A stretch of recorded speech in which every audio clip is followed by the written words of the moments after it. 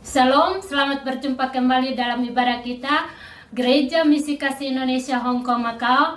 Kita patut bersyukur kalau kita masih diberi kesempatan sampai di minggu yang kedua di pagi ini. Kita yakin Tuhan selalu ada bersama kita. Apapun persoalan yang kita sudah lalui bersama, kita tahu bahwa ada Tuhan bersama kita. Mari saudara, kita persiapkan hati kita, baik teman-teman yang di Macau, yang di rumah, bahkan yang ada di pastori saat ini. Mari kita bersama-sama persiapkan hati kita untuk memulai ibadah kita. Dan sebelum kita memulai ibadah kita, mari kita mengambil waktu sejenak untuk kita bersateduh bersama. Kita mulai.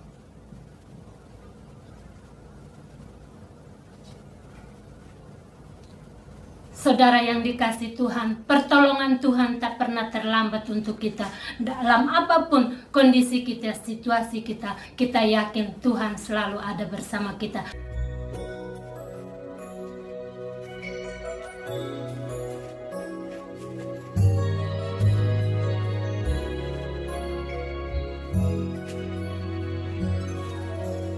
Firman-Mu berkata Kau besertaku, maka kuat roh dan jiwaku. Tangan-Mu Tuhan selalu ku nantikan, di setiap langkah ku percaya. Dengan sayap-Mu ku akan terbang tinggi di tengah badai hidup. Ku tak menyerah, Kau kekuatan dan perlindungan bagiku. Pertolonganku di tempat maha tinggi. Ku mengangkat tanganku, aku berserah. Kau nantikan, Kau yang ku sembah, Yesusku, Rajaku.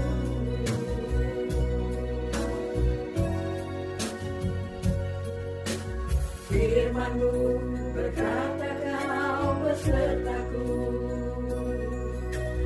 maka kuat roh dan jiwaku.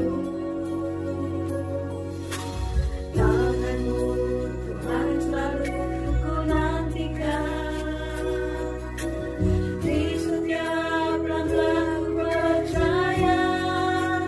Dengan sayap-Mu ku akan terbang tinggi di tengah badai hidup.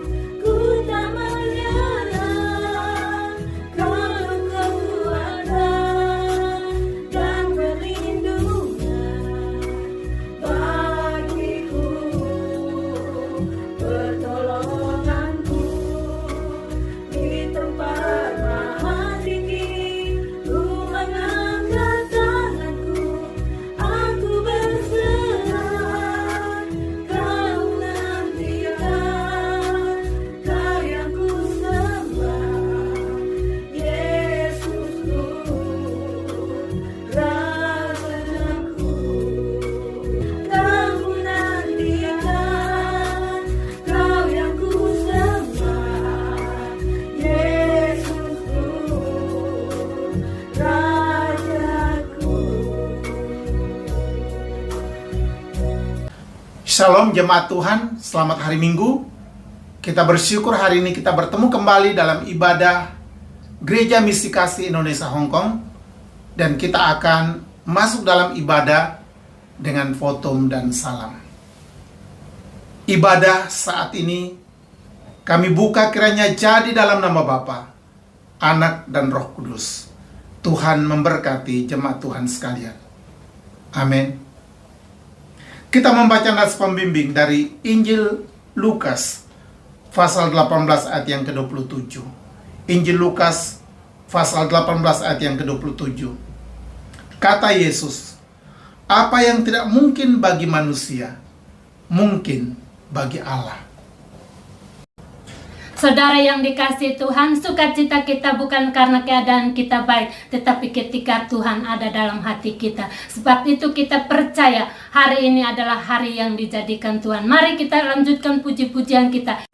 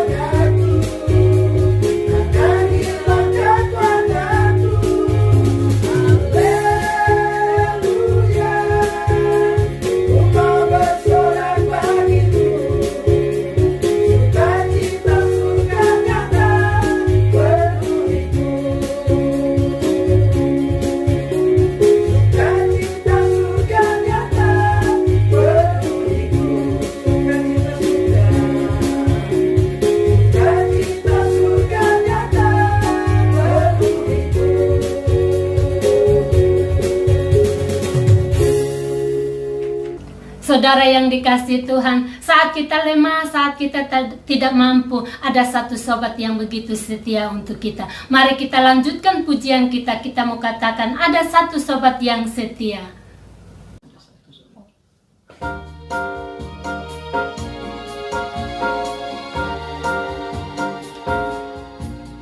Ada satu sobatku yang setia.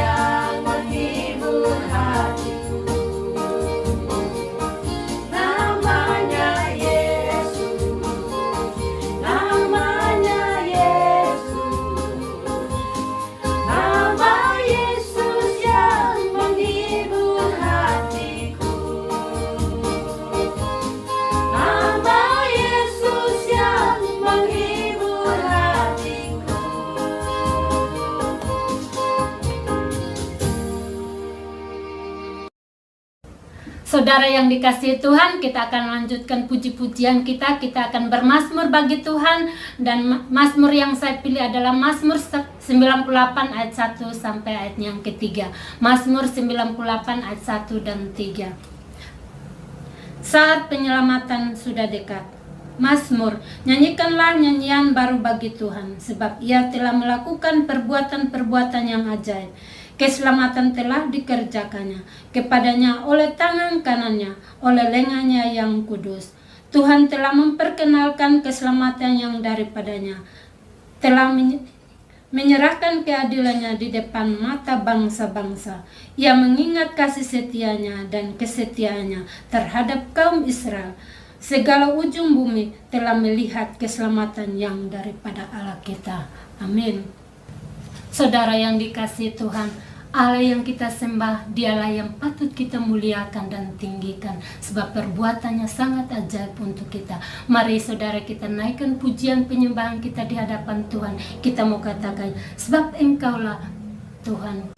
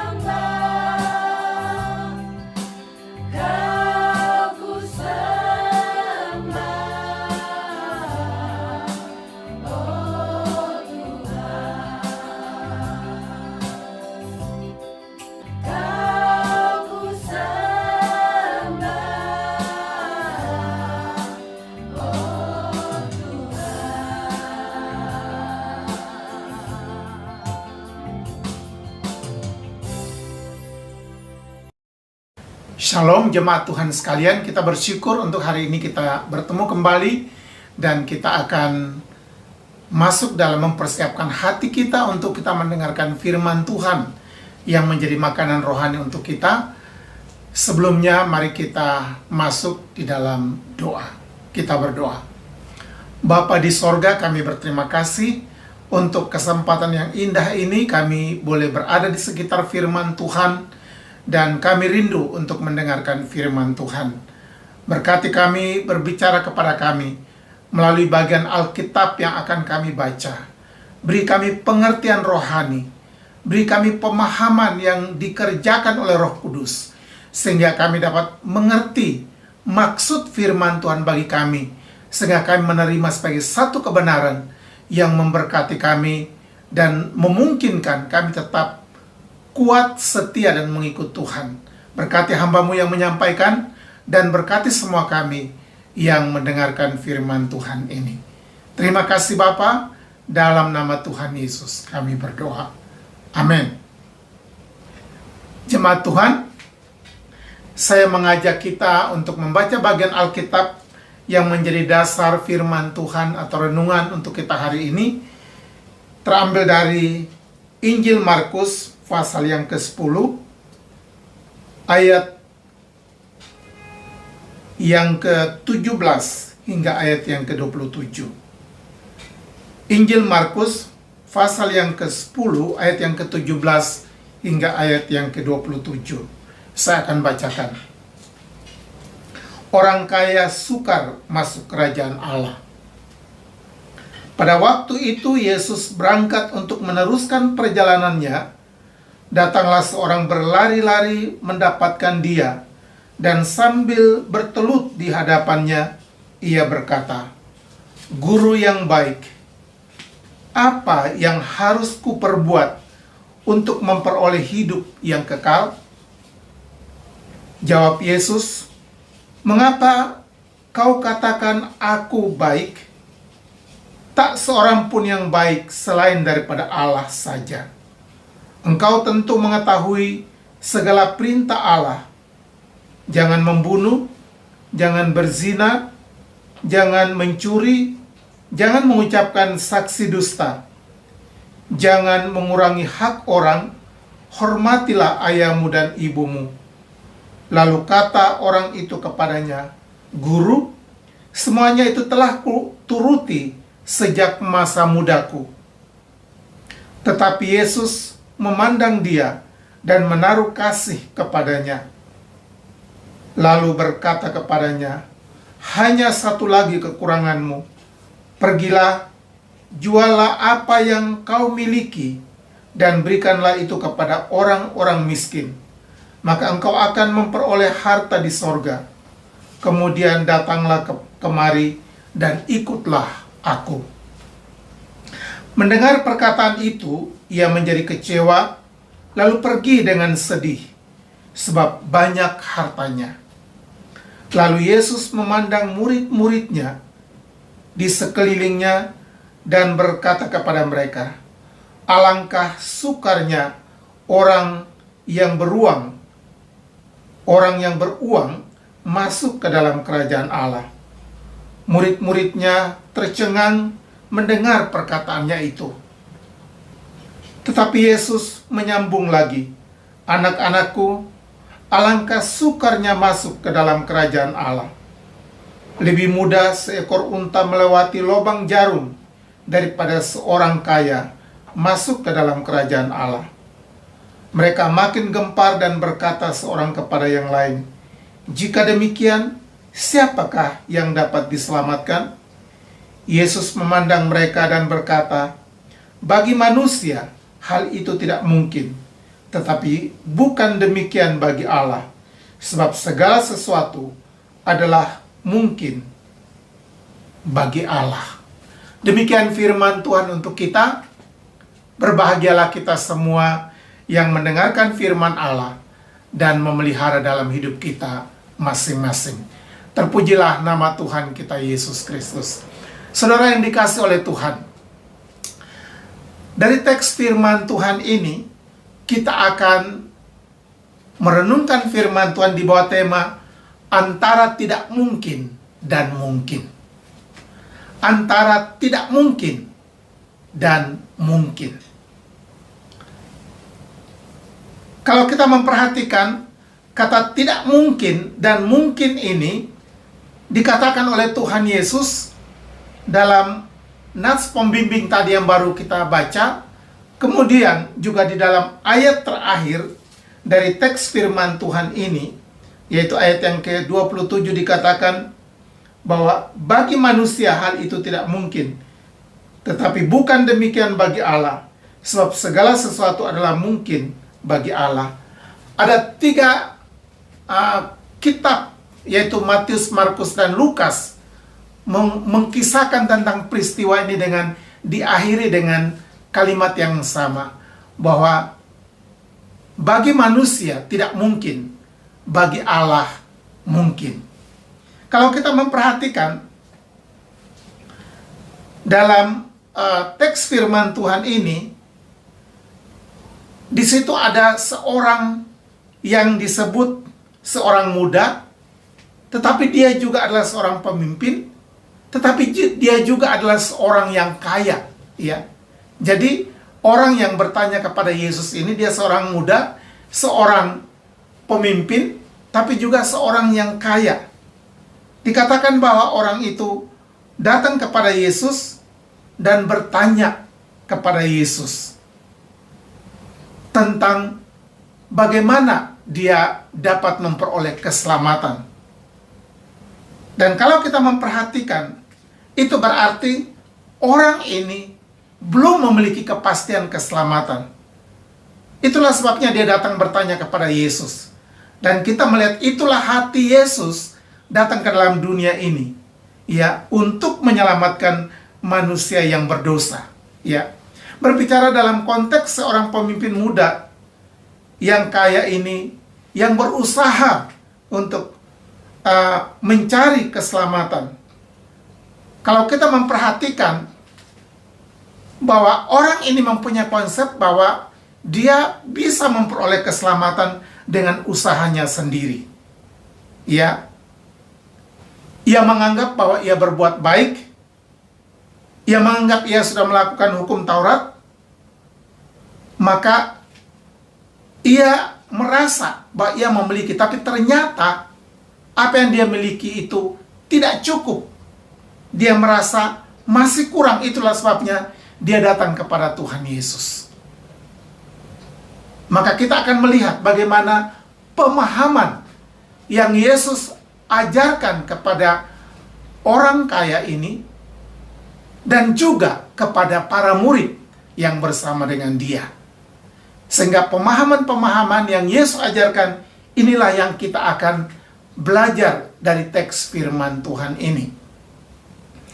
Ada 3 hal yang kita akan belajar dalam kaitan dengan pemahaman ini. Yang pertama, yaitu kekosongan rohani tidak dapat diisi dengan harta, ya. Itu pemahaman pertama. Kekosongan rohani tidak dapat diisi dengan harta. Kita akan melihat dalam ayat yang ke-17, yang merupakan ayat bagian pertama dari teks ini. Pada waktu Yesus berangkat untuk meneruskan perjalanannya, datanglah seorang berlari-lari, mendapatkan dia, dan sambil bertelut di hadapannya, ia bertanya, "Guru yang baik, apa yang harus kuperbuat untuk memperoleh hidup yang kekal?" Kalau kita memperhatikan, ya, orang muda ini,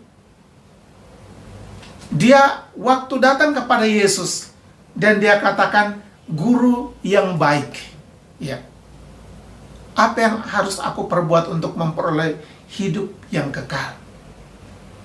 Dan kalau kita memperhatikan selanjutnya, Yesus berbicara kepadanya tentang apa yang orang muda ini mengetahui di dalam hukum Taurat, dan juga apakah dia melakukan.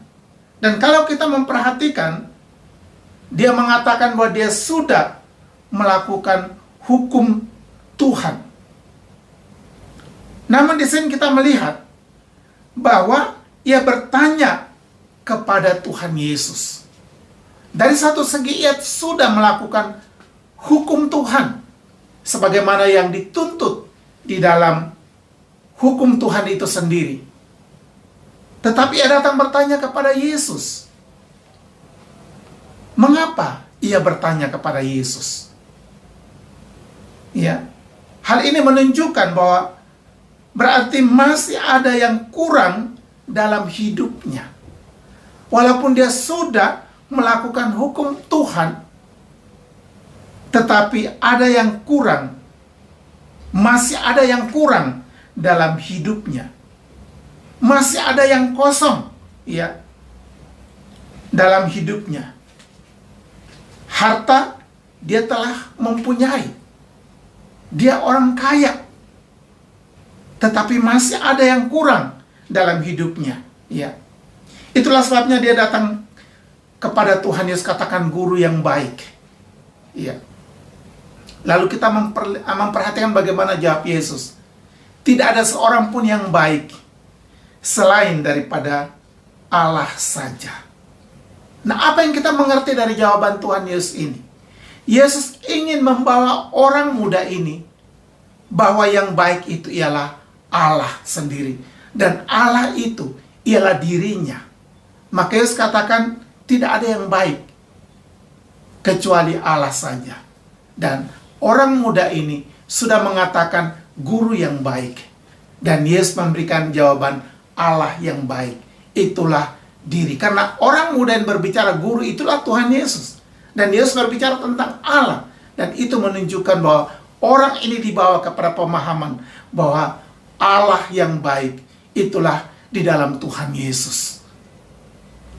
Maka kita memperhatikan bagaimana orang ini datang kepada Yesus untuk meminta penjelasan kepadanya. Dan kita melihat bahwa kalau Yesus katakan tentang hanya Allah yang baik, karena memang semua manusia adalah manusia berdosa. Orang yang berdosa. Tidak ada seorang pun yang baik. Sebagaimana perkataan Tuhan Yesus. Karena apa? Dosa. Dalam Roma 3 ayat yang ke-21 dikatakan, karena semua orang telah berbuat dosa dan telah kehilangan kemuliaan Allah. Ya. Bahkan juga dikatakan dalam Roma 3 ayat yang ke-10 bagian B, tidak ada yang benar, seorang pun tidak. Ya, kalau kita memperhatikan dalam Roma dikatakan demikian. Tidak ada yang benar, seorang pun tidak. Bahkan dikatakan lagi dalam Roma 3 ayat yang ke-20, Roma 3 ayat yang ke-20, saya akan bacakan di situ, bahwa dikatakan, sebab tidak seorang pun yang dapat dibenarkan di hadapan Allah oleh karena melakukan hukum Taurat, karena justru oleh hukum Taurat orang mengenal Allah. Hal ini kita akan lihat berkaitan dengan orang muda yang kaya ini, yang sudah mengatakan bahwa dia sudah melakukan hukum Tuhan, sebagaimana dikatakan di dalam ayat yang ke-19. Engkau tentu mengetahui segala perintah Allah. Jangan membunuh, jangan berzina, jangan mencuri, jangan mengucapkan saksi dusta, jangan mengurangi hak orang, hormatilah ayahmu dan ibumu. Lalu kata orang itu kepadanya, Guru, semuanya itu telah kulakukan, kuturuti sejak masa mudaku. Nah saudara, ini menarik. Orang muda ini mengatakan bahwa hukum Tuhan dia sudah mengikuti atau menuruti sejak masa muda. Ya, saudara, kita dengar hari ini dalam waktu masa muda kita, bagaimana kehidupan kita? Apakah kita sudah sungguh-sungguh mengikuti firman Tuhan seperti orang muda ini? Kalau kita membandingkan diri kita dengan orang muda, tentu orang muda ini lebih hebat. Karena apa? Dia dari masa muda, dalam masa yang penuh dengan pencobaan. Tapi Alkitab menceritakan orang muda ini memberikan satu pernyataan. Dia sudah mengikuti hukum Tuhan sejak masa muda. Seorang yang hebat, bukan? Tapi yang menjadi pertanyaan, mengapa dia datang kepada Yesus dan bertanya kepada Yesus, bagaimana supaya dia memperoleh hidup yang kekal atau memperoleh kerajaan Allah, ya, untuk mendapat bagian dalam kerajaan Allah. Nah, inilah yang menjadi menarik untuk kita renungkan. Karena apa? Walaupun dia melakukan hukum Taurat, sebagaimana dia sudah turuti sepenuhnya, atau dia turuti semampu dia pada masa mudanya, tapi ternyata masih ada yang kosa. Ya. Itulah tentang kepastian bagaimana untuk masuk ke dalam kerajaan Allah, masuk ke dalam hidup yang kekal. Saudara, karena dengan melakukan hukum Taurat, Alkitab katakan dalam Roma 3 ayat yang ke-20 itu, bahwa tidak ada orang yang dibenarkan karena melakukan hukum Taurat. Dan Yesus membawa pemahaman ini untuk membuat orang muda ini membuka pikirannya, supaya hukum Taurat, hukum Tuhan yang dia jalani selama sejak masih masa muda, tidak memberikan jaminan untuk dia memperoleh kerajaan Allah. Ya. Yesus memberikan pemahaman ini kepada orang muda yang tadinya merasa dia bangga karena dia melakukan hukum Taurat sejak masa mudanya. Ya. Tapi dengan pernyataan Yesus yang juga diuraikan ulang oleh Rasul Paulus dalam Roma 3 ayat yang ke-20, menunjukkan bahwa tidak ada orang yang dibenarkan dengan melakukan hukum Taurat. Karena apa? Semua orang telah berdosa dan telah kehilangan kemuliaan Allah. Sehingga saudara, kalau kita memperhatikan kehidupan kita saat ini, tentu ada maksud Tuhan. Ya. Karena Yesus mau membawa untuk hal yang paling penting, ya. Hal yang paling penting. Itulah kita akan langsung masuk pada poin yang kedua. Itulah hal mengikut Yesus, ya. Poin yang kedua adalah pemahaman tentang mengikut Yesus. Kita lihat di dalam ayat yang ke-21. Di situ dikatakan, Yesus katakan kepada orang muda ini, tetapi Yesus memandang dia dan menaruh kasih kepadanya, lalu berkata kepadanya, hanya satu lagi kekuranganmu. Pergilah, jualah apa yang kau miliki, dan berikanlah itu kepada orang-orang miskin. Maka engkau akan beroleh harta di sorga. Kemudian datanglah kemari, dan ikutlah aku. Pergi jualah semuanya itu, berikan kepada orang-orang miskin. Datang kemari dan ikut aku. Yesus tidak katakan, tinggalkan hartamu itu dan mari ikutlah aku. Tidak. Yesus katakan, pergi jual itu dan sedekahkan kepada orang miskin.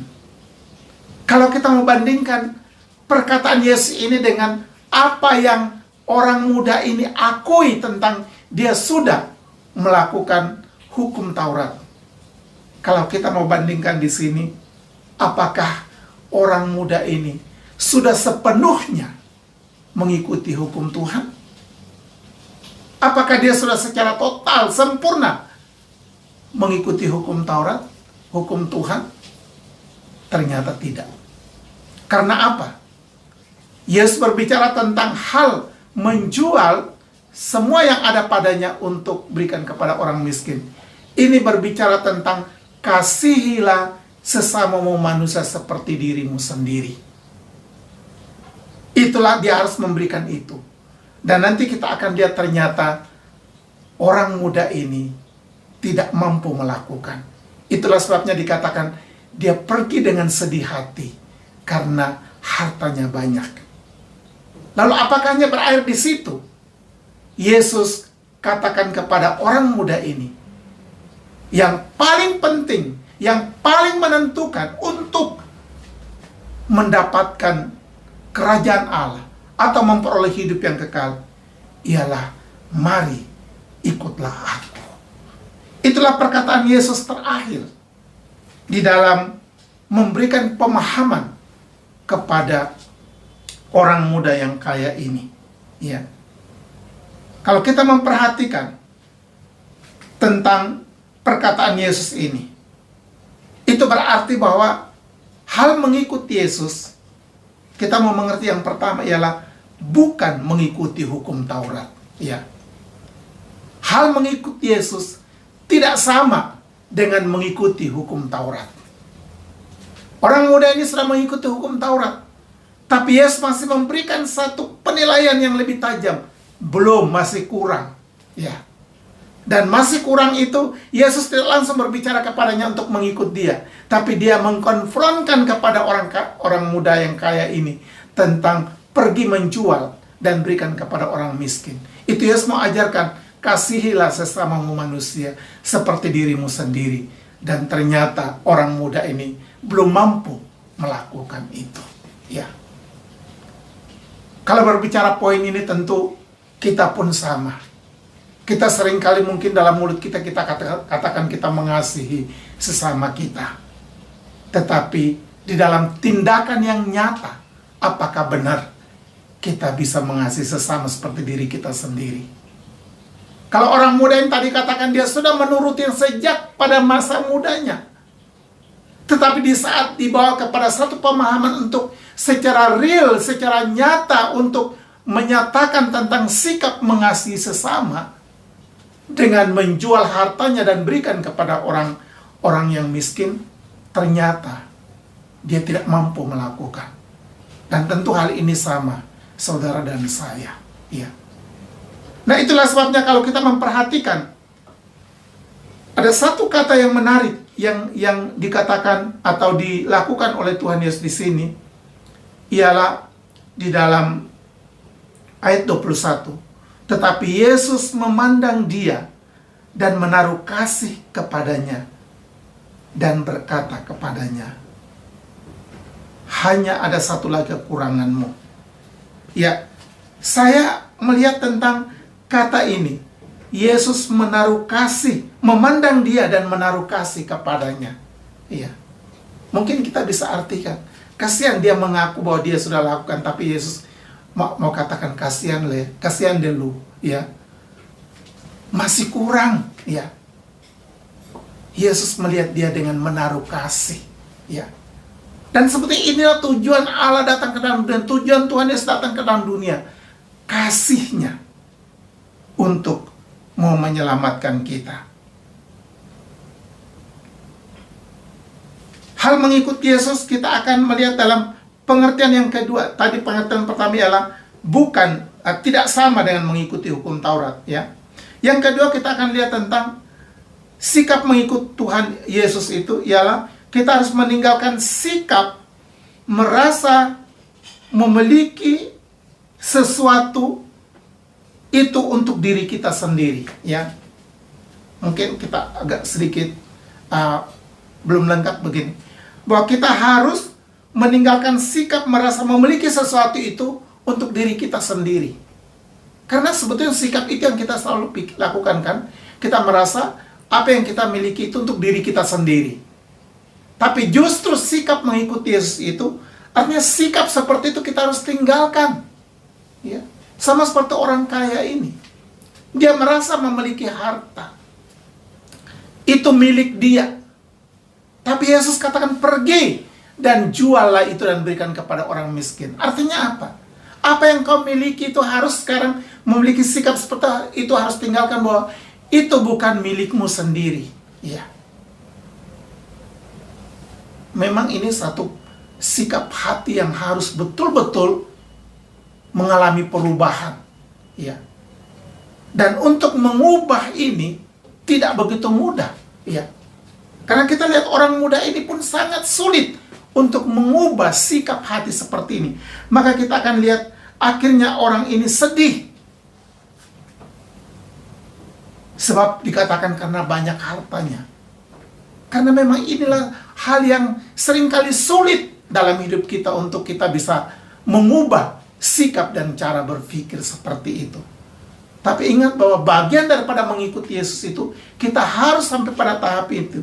Ini yaitu meninggalkan sikap merasa memiliki sesuatu itu untuk diri kita sendiri. Dan sebetulnya itu juga yang kita lihat dalam kehidupan jemaat mula-mula. Dalam Kisah Rasul pada waktu sesudah Roh Kudus dicurahkan, gereja Tuhan muncul, jemaat pertama ada, dan bagaimana sikap jemaat mula-mula. Semua yang mereka miliki, mereka anggap bukan lagi milik mereka sendiri. Sehingga dikatakan ada yang pergi menjual, lalu mereka bagikan kepada tiap-tiap jemaat yang membutuhkan. Ya.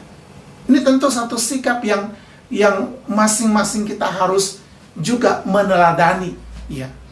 Merasa bahwa apa yang kita miliki itu bukan milik kita. Pertama, tentu kita mempunyai konsep ialah bahwa itu adalah milik Tuhan yang ada di tangan kita.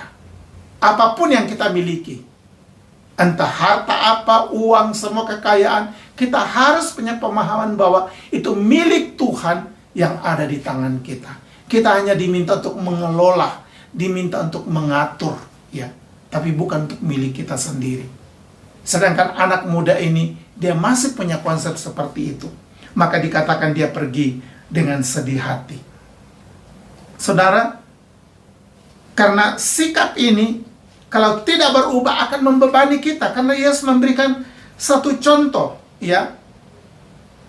Yesus memberikan satu contoh di dalam ayat 23 hingga ayat yang ke-25 dari teks firman Tuhan ini. Setelah orang muda ini pergi dengan sedih hati, Yesus sekarang berbicara kepada para murid dalam ayat yang ke-23 hingga ayat yang ke-25. Dikatakan, lalu Yesus memandang murid-muridnya di sekelilingnya dan berkata kepada mereka, alangkah sukarnya orang yang beruang masuk ke dalam kerajaan Allah. Murid-muridnya tercengang mendengarkan perkataannya itu. Tetapi Yesus menyambung lagi, anak-anakku, alangkah sukarnya masuk ke dalam kerajaan Allah. Lebih mudah seekor unta melewati lubang jarum daripada seorang kaya masuk ke dalam kerajaan Allah. Ya. Yesus berbicara tentang hal masuk sorga. Ya. Memang itu bukan hal yang mudah. Ya. Maka hal ini memberikan pengertian pertama, itu berarti bahwa dengan perbuatan baik, akhlak baik, etikat baik, sebagaimana orang muda ini mengungkapkan, tidak bisa menjamin untuk masuk atau masuk ke surga atau memperoleh kerajaan Allah. Karena manusia tidak bisa, maka dikatakan sukar. Tidak mungkin. Tapi bagi Allah mungkin. Karena keselamatan dikerjakan oleh Tuhan Yesus. Jadi kita manusia tidak bisa mengerjakan keselamatan. Itu sukar. Yesus katakan 2 kali, alangkah sukarnya orang yang beruang masuk ke dalam kerajaan Allah. Kemudian dia tegaskan lagi, tidak hanya beruang, tetapi dia lebih lagi kepada istilah yang anak, alangkah sukarnya masuk ke dalam kerajaan Allah. Ya. Dan dikatakan lebih mudah seekor unta masuk ke lubang jarum. Nah, sekarang kita sedikit melihat lagi apa artinya lubang jarum. Ya. Itu di Israel lubang jarum itu ialah, kan biasanya ada pintu gerbang besar, pintu gerbang kota, ya. Pintu gerbang kota yang dimana dari besi dibuka sehingga orang masuk keluar, orang dagang atau bagaimana itu menjadi pintu utama masuk keluar. Tapi di saat waktu pintu besar itu ditutup, maka ada pintu kecil lagi yang dibuka di situ untuk hanya orang yang bisa lewat, ya. Orang yang bisa lewat. Itu pintu kecil. Nah, itulah disebut lubang jarum. Jadi bukan lubang jarum di sini seperti saudara mau jahit baju, lubang jarum kecil seperti itu. Bukan. Itu pintu kecil selain daripada pintu gerbang besar. Jadi kalau pintu gerbang besar sudah ditutup, maka yang berfungsi adalah pintu yang kecil. Nah, sekarang Yesus memberikan contoh bahwa lebih mudah seekor unta masuk melalui lubang jarum daripada seorang kaya masuk ke dalam kerajaan Allah. Apa artinya? Mengapa Yesus memakai contoh ini? Lebih mudah. Nah, kalau lubang jarum ini biasanya kalau pintu gerbang besar ditutup, maka lubang jarum itu unta bisa masuk. Karena itu memang pas kecil orang masuk, unta bisa masuk. Tapi bagaimana unta bisa masuk? Unta ini kan bawa barang-barang yang ada di badannya begitu banyak. Bagaimana dia bisa masuk? Ada dua kemungkinan. Pertama, ialah barang-barangnya diturunkan, baru unta itu bisa masuk. Yang kedua ialah barang tetap ada di atasnya, tapi unta itu akan tunduk, akan berlutut, dan dia akan bergeser dengan kakinya sehingga bisa masuk. Ya. Dan Yesus katakan itu masih lebih mudah daripada orang kaya masuk ke dalam kerajaan Allah. Mengapa? Kalau tidak, pertama tentu tidak meninggalkan semua beban hidup yang lama, tidak mungkin akan masuk. Yang kedua, tidak bisa merendahkan diri di hadapan Tuhan, ya. Taat kepada Tuhan, hidup dengan Tuhan, merendahkan diri, dan mengakui Yesus sebagai Tuhan dan Juru Selamat, tidak akan mungkin. Kita kembali melihat kepada orang kaya tadi. Dia bertanya kepada Yesus, dan Yesus berbicara kepadanya terakhir dan katakan, mari ikutlah aku. Ya. Mengikuti kehendak Tuhan, pimpinan Tuhan, itulah seperti unta yang merendah untuk masuk melalui lubang jarum itu. Sehingga saudara, kita melihat di sini hal mengikuti Yesus, ya, ialah ketaatan, kerendahan hati, meninggalkan semua cara hidup yang lama, dan kita mau sungguh-sungguh taat kepada Tuhan, merendahkan diri di hadapan Tuhan. Poin yang ketiga daripada bagian kedua ini, mengikut Yesus. Ya, hal mengikut Yesus. Mengapa Yesus katakan kita harus mengikut Dia? Ya.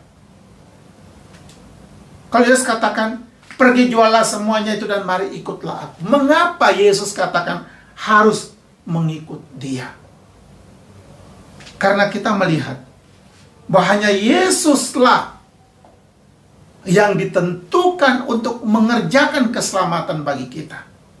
Dialah yang diutus Allah dari sorga ke bumi untuk mengerjakan keselamatan bagi kita. Tidak ada seorang pun yang bisa dan sama seperti Yesus. Ya. Sehingga kalau kita memperhatikan, Yesus selalu katakan akulah. Ya. Yesus tidak katakan cukup dengan berbuat baik terhadap sesama. Sebagaimana Yesus katakan, pergi jualah hartamu dan baikan kepada orang miskin. Yesus tidak berhenti di situ. Yesus tidak berhenti di situ. Yesus tidak katakan pergi jualah dan baikan sesama, engkau akan memperoleh hidup yang kekal. Tidak. Karena itu belum terakhir. Itu masih koma. Yang Yesus mau ialah, mari ikutlah aku. Mengapa Yesus katakan demikian? Karena dalam Yohanes 14 ayat yang ke-6 dikatakan, Yesus katakan, akulah jalan, kebenaran, dan hidup. Tidak ada seorang pun yang datang kepada Bapa kalau tidak melalui aku atau melalui Yesus. Sehingga Yesus katakan, ikutlah aku. Karena Dia adalah jalan. Dia adalah kebenaran itu sendiri. Dan Dia adalah hidup. Ya. Di dalam Dia adalah jaminan tersedia. Jaminan tersedia untuk Dia. Dialah yang sanggup merendahkan dirinya. Sehingga kalau kita melihat di dalam Filipi 2 yang ke-5 hingga ayat yang ke-8, Filipi 2 ayat yang ke-5 hingga ayat yang ke-8,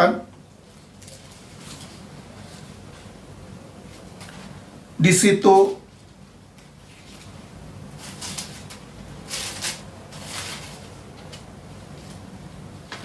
situ Rasul Paulus menjelaskan tentang siapa Yesus, ya, yang sudah dia katakan dalam Yohanes 14 ayat yang ke-6, akulah jalan kebenaran dan hidup.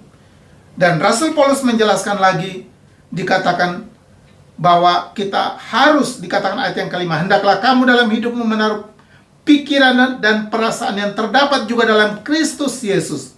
Menaruh pikiran dalam Yesus, yang walaupun dalam rupa Allah tidak menganggap kesetaraan dengan Allah itu sebagai milik yang harus dipertahankan, melainkan telah mengosongkan dirinya sendiri dan mengambil rupa seorang hamba dan menjadi sama dengan manusia. Dan dalam keadaannya sebagai manusia, ia telah merendahkan dirinya dan taat sampai mati, bahkan sampai mati di kayu salib. Jaminan keselamatan yang dia siapkan ialah melalui pengorbanan dirinya. Dia yang mengorbankan dirinya mati di kayu salib untuk kita. Itulah sebabnya Yesus katakan, mari ikutlah aku. Karena aku yang menjalani itu, karya penebusan itu untuk kamu. Saudara, kita bersyukur karena kita memiliki petunjuk yang jelas, arah yang jelas kepada siapa kita percaya. Sebagaimana Yesus menunjuk kepada orang muda yang kaya ini, ikutlah aku. Ia memberikan petunjuk yang jelas kepada siapa kita mengikutinya. Dan Yesus menyatakan dirinya, dia adalah keselamatan untuk baik kita. Sehingga bagi kita yang percaya kepada Yesus, kita memiliki arah dan tujuan yang jelas. Apapun pergumulan sekarang kita hadapi banyak, tapi kita punya tujuan yang jelas. Arah percaya kita jelas. Itulah kepada Tuhan Yesus yang memberikan jaminan kepada kita. Yang ketiga, pemahaman yang ketiga yang kita akan lihat, keselamatan atau hidup yang kekal adalah sangat mungkin bagi Allah. Keselamatan atau hidup yang kekal adalah sangat mungkin bagi Allah. Dalam ayat yang ke-27, kembali kita melihat, Yesus memandang mereka dan berkata, barang siapa bagi manusia hal itu tidak mungkin, tetapi bukan demikian bagi Allah, sebab segala sesuatu adalah mungkin bagi Allah. Bagi manusia sebagaimana orang muda yang kaya ini, dengan usahanya tidak mungkin untuk dia selamat. Karena Yesus membawa dia kepada satu pemahaman, ikutlah aku. Dan itu membawa untuk orang muda yang memahami, bahkan murid-murid mengerti atau harus memahami bahwa bagi Allah tidak ada yang tidak mungkin. Itu berarti Allah sanggup menyelamatkan, karena Allah yang mengerjakan keselamatan itu dalam kehidupan kita. Manusia tidak dapat melakukannya. Allah sanggup melakukan. Allah telah mengerjakan di dalam Tuhan Yesus Kristus. Kalau kita baca dalam Roma 5 ayat yang ke-8. Akan tetapi Allah menunjukkan kasih-Nya kepada kita oleh karena Kristus telah mati untuk kita ketika kita masih berdosa. Ya. Jadi ketika kita masih berdosa, masih dalam hukuman kutuk dosa, Allah mengerjakan keselamatan itu bagi kita. Sehingga membawa kita, apa yang kita dapat lakukan ialah mengikut Yesus dalam pengertian percaya kepadanya. Dan itulah sebabnya dikatakan dalam Yohanes 3 ayat yang ke-16. Begitu besar kasih Allah akan dunia ini, Ia mengaruniakan anaknya yang tunggal, supaya setiap orang yang percaya kepadanya tidak binasa, melainkan beroleh hidup yang kekal. Jadi di dalam Yesus, kita mengikut Yesus, selalu ada kata iya. Yes, ya, iya. Karena apa? Kita bisa melihat dalam 2 Korintus 1 ayat yang ke-20. Sebab Kristus adalah ya bagi semua janji Allah. Itulah sebabnya oleh Dia kita mengatakan amin untuk memuliakan Allah.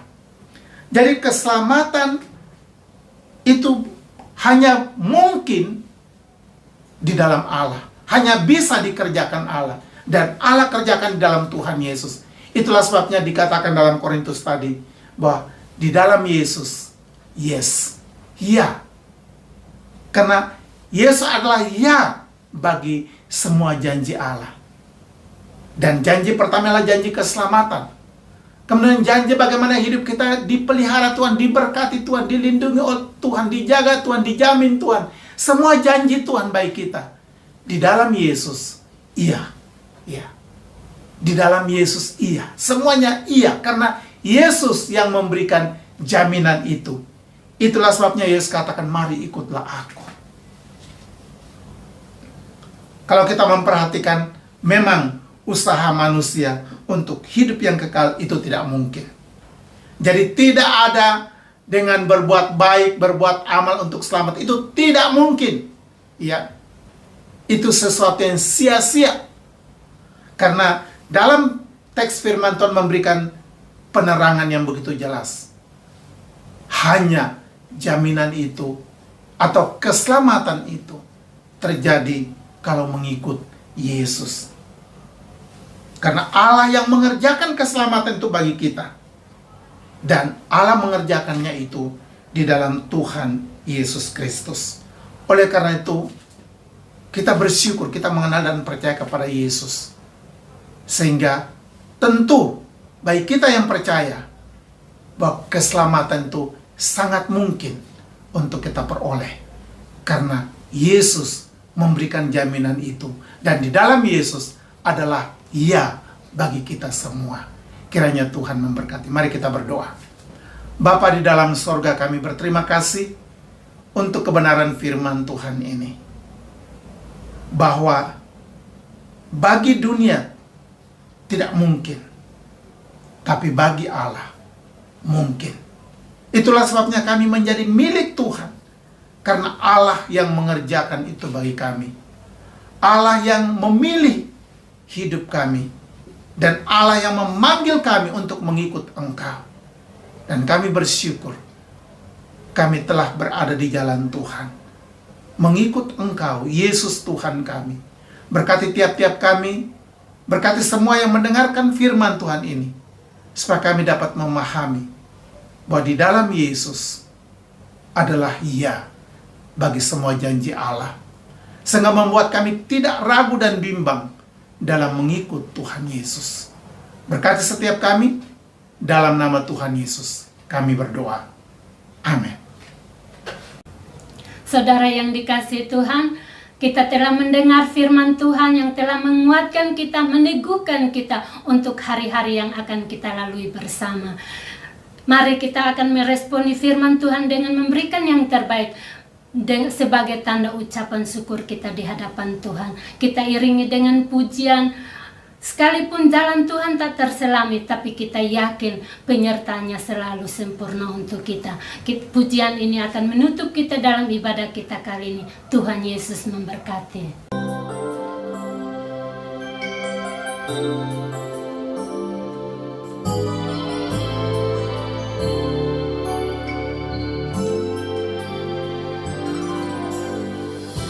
Jalanmu tak terselami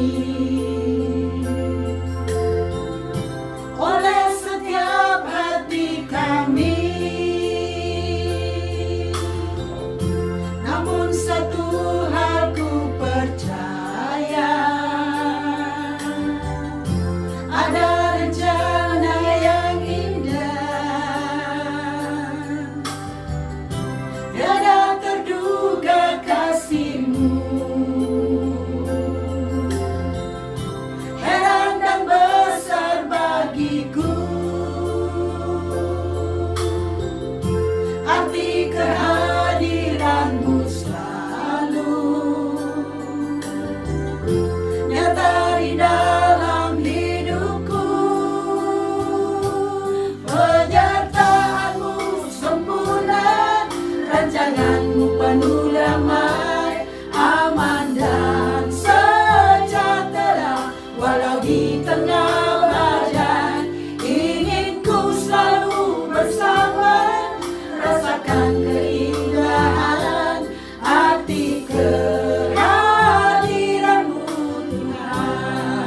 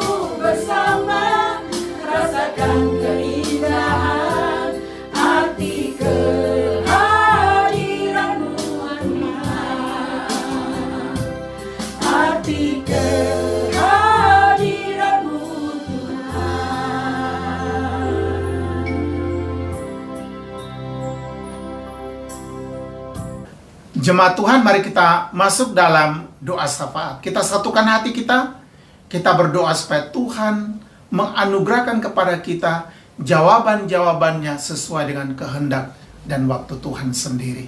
Mari kita berdoa. Allah Abraham, Allah Ishak, Allah Yakub, Allah Israel, Allah yang kami kenal dan percaya di dalam Tuhan Yesus Kristus. Saat ini kami bersyukur karena kami sudah mendengarkan firman Tuhan, bahwa hanya Tuhan yang dapat memberikan jaminan untuk keselamatan kami. Itu adalah sesuatu yang sangat mungkin.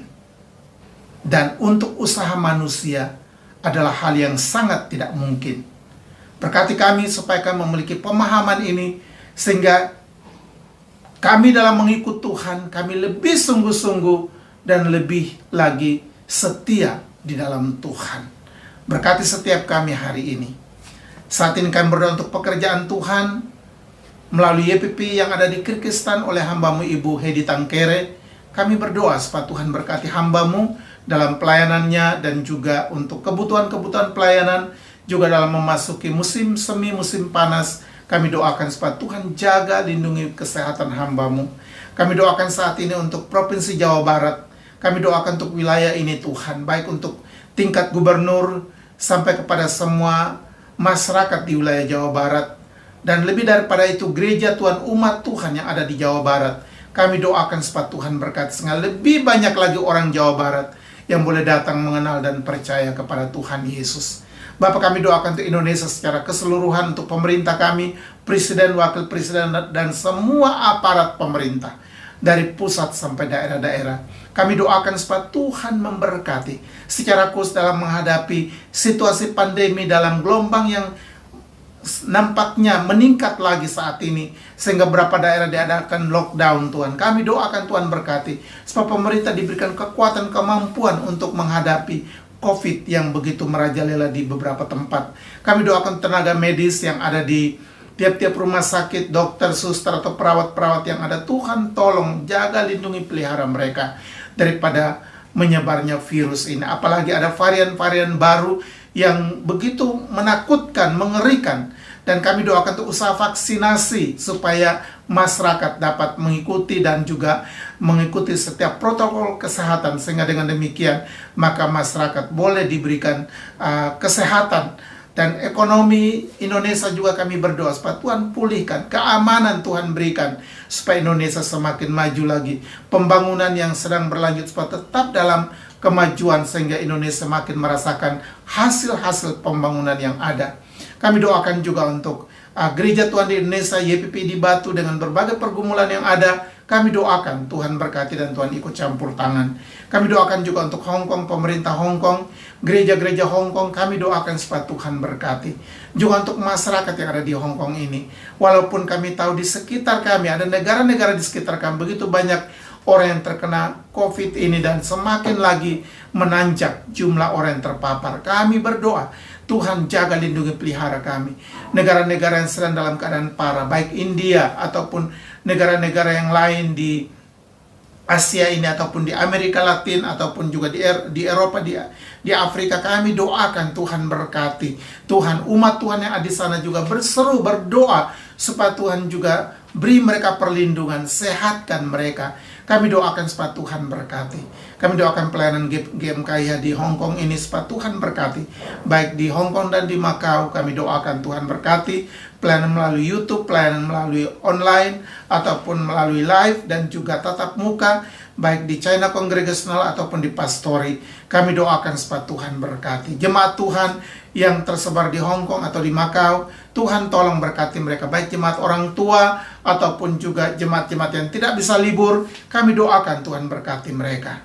Terima kasih, kami doakan untuk keluarga yang kami tinggalkan di Indonesia, baik di Jawa, di Kalimantan, di Sulawesi, di Nusa Tenggara Timur, dan di tempat-tempat yang lain. Kami berdoa saat ini supaya Tuhan berkati mereka, Tuhan menolong mereka.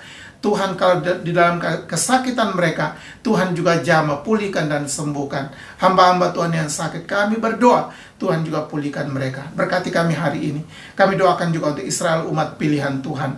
Engkau berkati bangsa ini supaya tetap di dalam perlindungan dan pemeliharaan Tuhan. Dan juga bagaimana penginjilan di antara orang-orang Israel supaya lebih banyak orang Israel boleh mengenal dan percaya kepada Tuhan Yesus sebagai Tuhan dan Juru Selamat pribadi. Kami doakan juga untuk kebutuhan pelayanan kami tiap bulan. Secara khusus untuk bulan ini, kami doakan supaya Tuhan sumber segala berkat yang dapat menolong dan mencukupinya Bapa. Terima kasih Tuhan bagi keluarga yang berduka. Kami juga doakan supaya Tuhan hiburkan. Bagi mereka yang berulang tahun, kami juga doakan supaya Tuhan berkati. Persembahan hari ini kami serahkan dalam tangan Tuhan. Berkati semua kami yang sudah memberikan persembahan. Inilah doa kami dalam nama Tuhan Yesus yang sudah mengajar kami berdoa. Bapa kami yang di sorga, dikuduskanlah namamu. Datanglah kerajaanmu. Jadilah kehendakmu di bumi seperti di surga. Berikanlah kami pada hari ini makanan kami yang secukupnya. Dan ampunilah kami akan segala kesalahan kami. Seperti kami juga tahu mengampuni orang yang bersalah kepada kami. Dan janganlah Tuhan membawa kami ke dalam pencobaan. Tapi lepaskanlah kami daripada yang jahat. Karena Bapalah yang mempunyai kerajaan dan kuasa dan kemuliaan sampai selama-lamanya. Amin. Jemaat Tuhan, kita sudah sampai pada akhir ibadah kita. Mari kita pulanglah dalam damai sejahtera Tuhan. Arahkanlah hatimu kepada Tuhan dan terimalah berkat-Nya. Tuhan memberkati engkau dan melindungi engkau. Tuhan menyinari engkau dengan wajah-Nya dan memberi engkau kasih karunia. Tuhan menghadapkan wajah-Nya kepadamu dan memberi engkau damai sejahtera. Mulai hari ini sampai Maranatha. Tuhan Yesus datang kembali. Amin. Amin. Amin. Amin.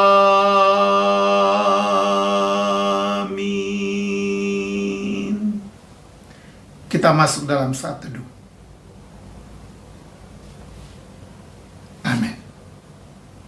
Jemaat Tuhan sekalian, akhirnya atas nama Gereja Misi Kasih Indonesia Hong Kong, kami mengucapkan selamat hari Minggu. Kiranya Tuhan memberkati kita semua dan kita akan bertemu pada minggu yang akan datang. Tuhan memberkati. Shalom.